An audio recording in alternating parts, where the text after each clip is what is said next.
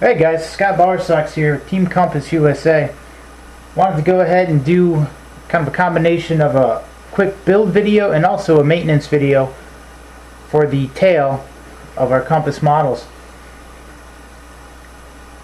So I'm going to go through just a couple things, show you guys what to look for when building the tail so that it's nice, it's free, moves real easy, and it's going to help eliminate any of the little annoying tail wags or vibrations that you may come across. So what we want to do first is just go ahead and clean. You want to get any oil or dirt or anything that's on already off, so we're just going to go ahead and wipe down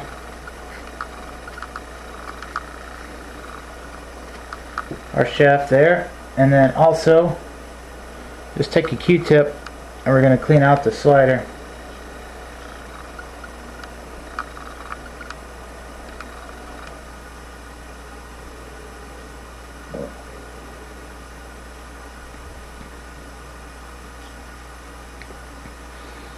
And you can see there's a little bit of residue. It was worse. I already gone through this a little bit. But once you go ahead and do that,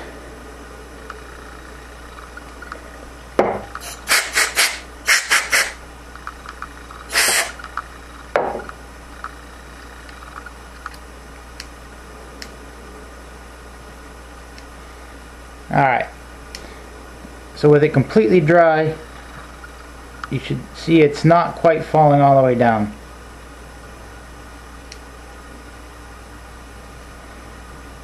So my recommendation is actually to use a little polishing compound and go ahead and wipe down the tail shaft with that. And there's two options. I've used a Dremel tool with a polishing end on it, soft cloth, and you go ahead and put a little rubbing compound on and just kind of go back and forth over it, making sure that you go with the length of the tail shaft. You know, move it around at a nice slow speed. But for now, I'm just going to use paper towel, get some compound on there.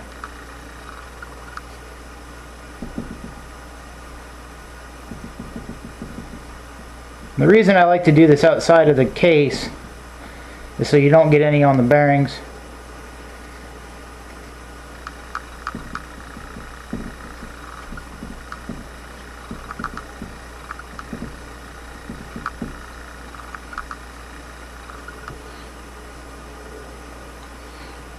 You can see it's doing its job.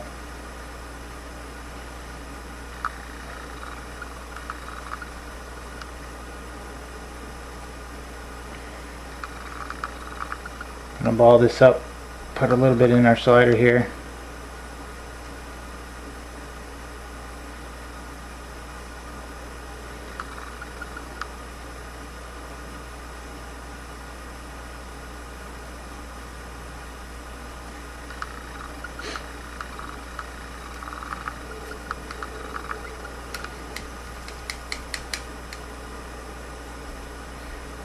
Alright, then we're going to go ahead and take that back off again. I want to make sure we remove all of the excess again.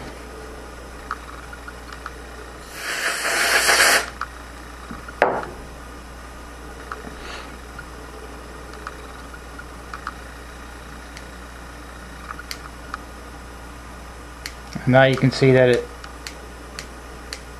slides right on there. And that's it for that step.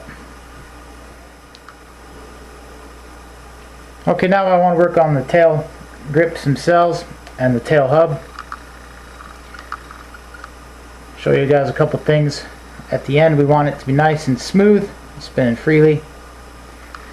And real quick, just to show you to take it out, what works really well is if you take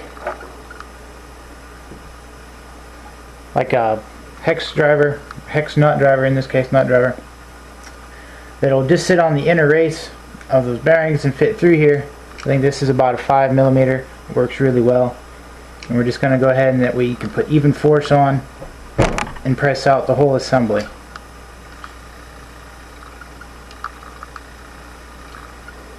And now to put this back together, there's just a couple things to point out.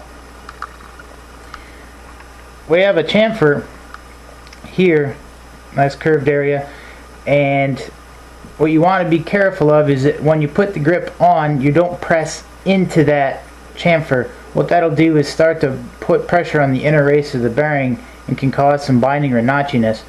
So we don't want that. In fact, on this one you can actually push it in just a little bit. There is a little bit of play on this. That is by design. That is fine. Nothing to worry about. You just want to make sure that it is pulled out all the way, because it can get locked on there.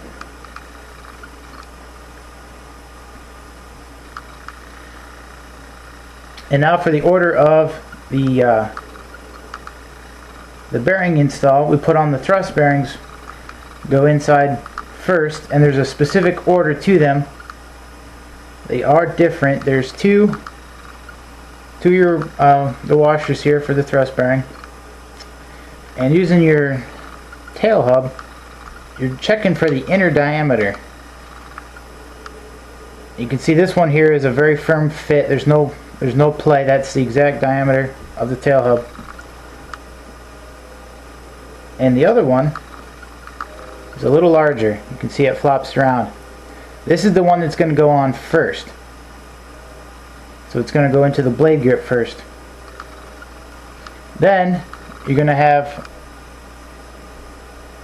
the actual bearing itself, and notice that this is open on one side and sealed on the other.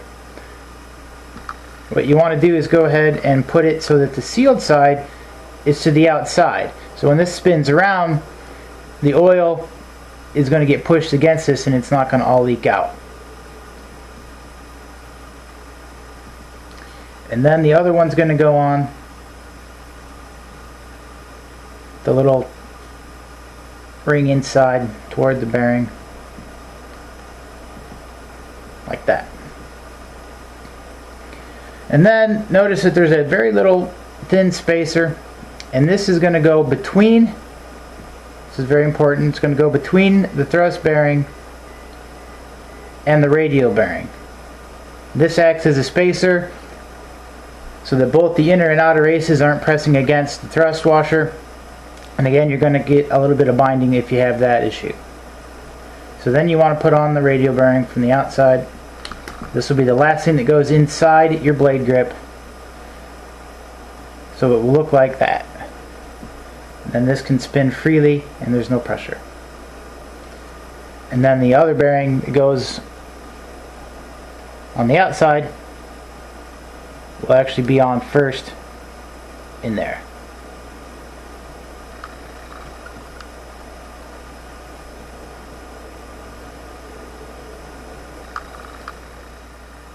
Okay, one thing while we put this back together, just to point out real quick, is you want to take the screw that's going to go into your tail hub and go ahead and put it in a little alcohol. Get it nice and clean.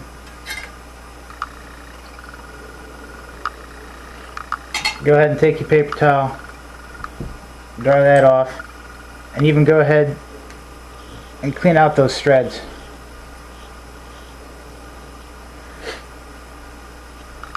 Allows the thread lock to do its job better. Alright, so putting this back together, again we're going to double check. We want the outer diameter are the same, but the inner diameter that's a little bit looser fit, that's going to go in first. So get that positioned, and again we use the same tool. Oh, make sure that it gets flipped in the right way. Sometimes you like to switch on you.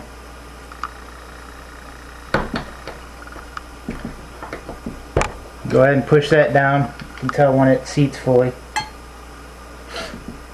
And then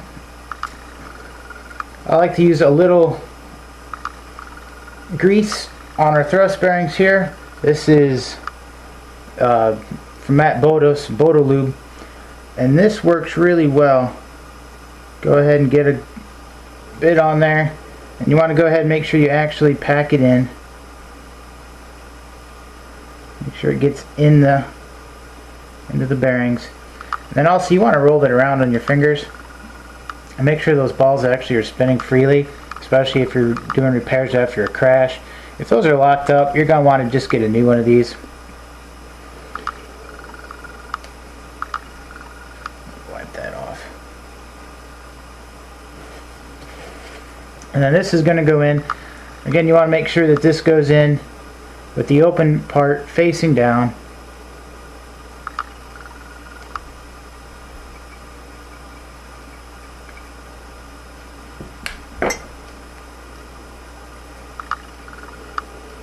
There we go. And then the last one goes in.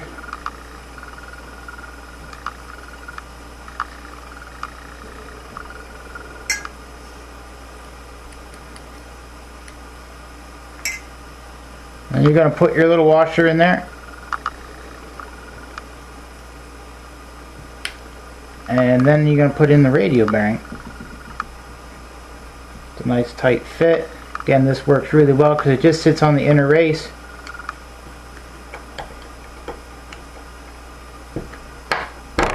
Press that all the way in. It should go in past where the material is, actually indented slightly. And then the last thing is, before you put your screw in, that little washer, since it's not the same outer diameter, can move around in there freely. And a good idea is to take like a Phillips screwdriver or something. You can kind of go in, move it around. This one happens to be about the exact same diameter. It works really well. And that's going to go ahead and it centers that so that when we put it on the tail hub, I'll also put this bearing in first, that it should slide right on.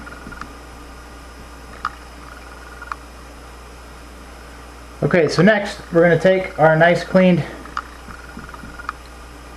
bolt here, put on your washer, very important, that sits on the inner race. And of course Loctite is our friend.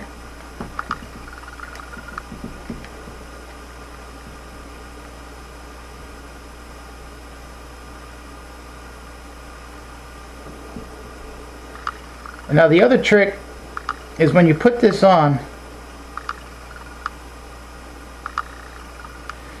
you want to put a little pressure pushing the grip out. Again, you don't want it to ride up on that chamfer.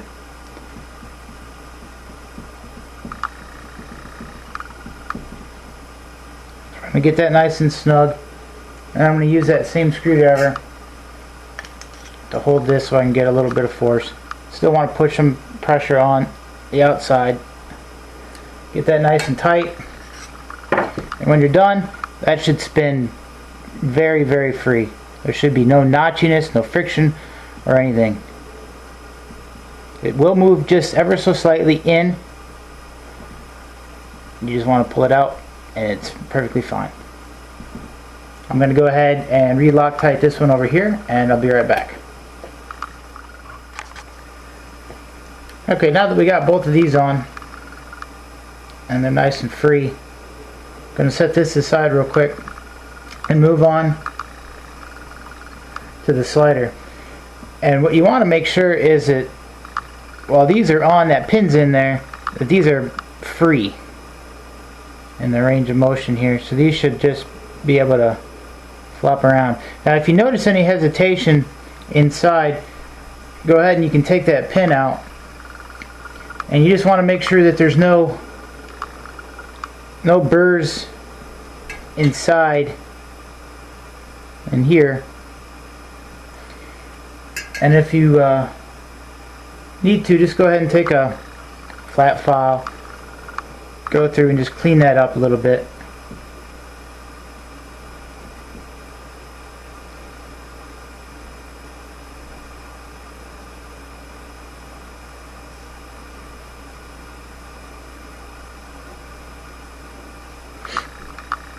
Go ahead and we'll put that back on, checking the orientation, making sure that they're opposite.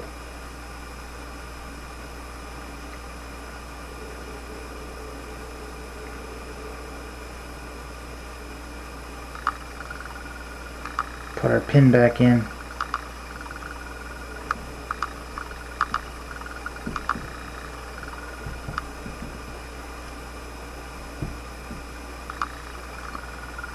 And there you can see that's nice and free. That's what we want. Next, we want to go ahead and make sure that these are sized. Make sure we're getting good movement on our ball here.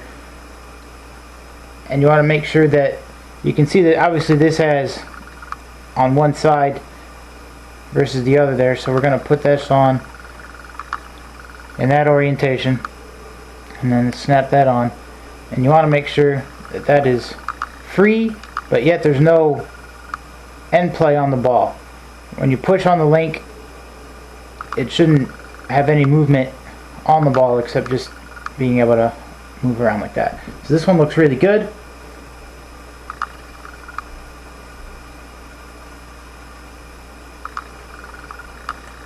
Go ahead and pop that back off. And check the other one.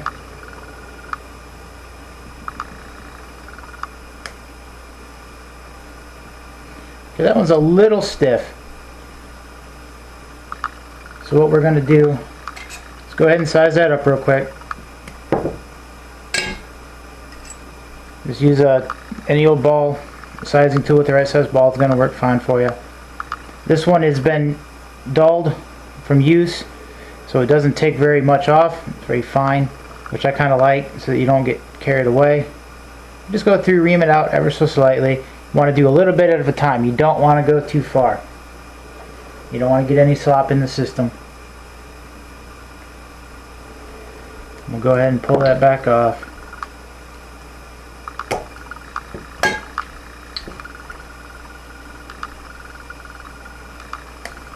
Make sure that's nice and smooth. Alright, see, that made a nice difference. And next we're going to go ahead and put that back on. Okay, now we're going to put the tail shaft into the tail case, and I love how simple this is. Makes taking it on and off very easy. In fact, I have no problem doing this without putting the belt on for you guys, and I'll go ahead and do that later. But I'm going to leave that off just so I can move this around without the belt getting in my way. But normally this is where you put your belt on, and then you're just going to go ahead, put your screw with the washer on, put the first spacer on,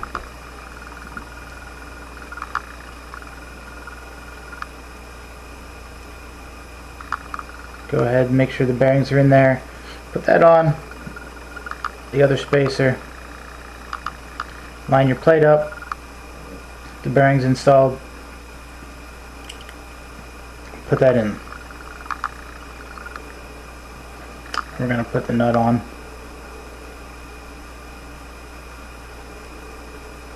And I'm going to tighten that up, put these screws in here real quick without the tail fin, just now to hold it together, and I'll be right back. Line this up on the bottom and make sure that you got your bearings in here and that spacer is in there as well. It's important. And then have this little brass spacer here, this collar. Make sure that's on. That's going to ride on the inner race of our bearing. So you want to go ahead and put our little Loctite on here. This is going into aluminum. Check our orientation. Go upside down. Okay. Go ahead and put this in.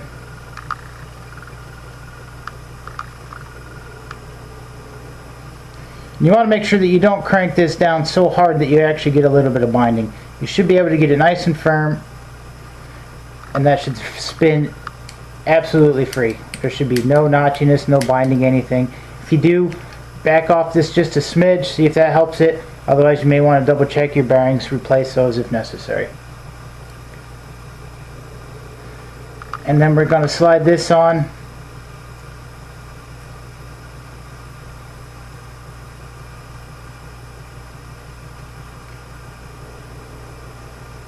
And I'm going to check for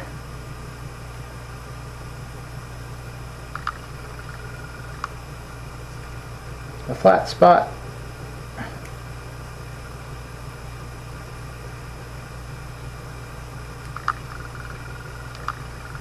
Okay. And then we're going to put Loctite on that screw then as well. Also, I recommend putting this into the alcohol and cleaning the scrub screw out. You do not want this to come out.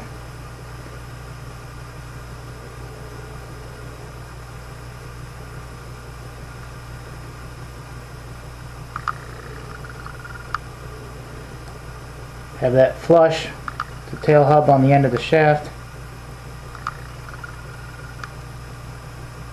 Go ahead and tighten that down.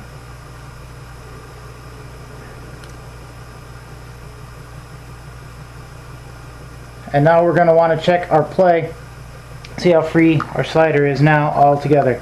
And with both grips installed, that should be very, very free. Nothing should be holding that back at all. And then once you have that, you are all set. Your tail is now going to work a lot better. Everything should spin freely.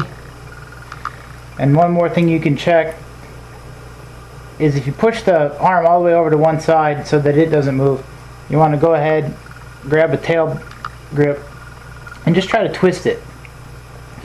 Sometimes you can get a little end-to-end play, but on this model I've noticed that there is none. This is an amazing design, very well thought out. Everything works smooth, it's all firm, no play, and you are good to go. Okay, you can see I went ahead, took this off, put the belt on, and just wanted to point out one more thing, is that you can see that this is adjustable in height.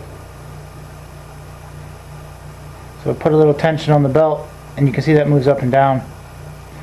You want to go ahead and lower that down a little bit, not to the point where it touches. That's going to go ahead and help keep that belt on there. So get that just about a millimeter or so off of the belt, and then go ahead and tighten this up, and then you guys will be good to go. Then your tail is all set. Appreciate working with you guys. Again, Scott Bowersox, Team Compass USA. Come out and check us out sometime.